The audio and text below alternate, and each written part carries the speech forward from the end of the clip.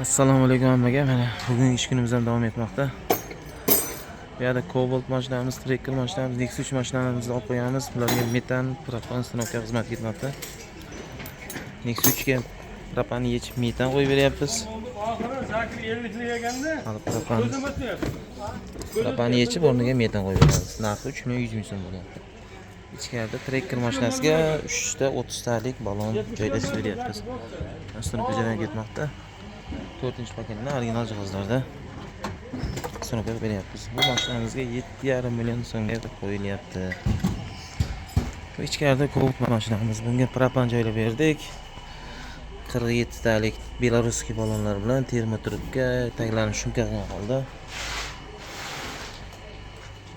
1 yil garantiyasi bilan joylab beryapmiz. Oldi qismi stanovka jarayon ketmoqda. Farsunkamiz Italianskiy Real farsunka Nord Italianskiy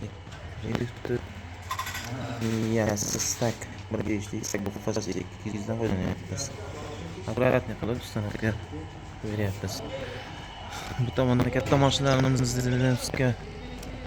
xizmatlarni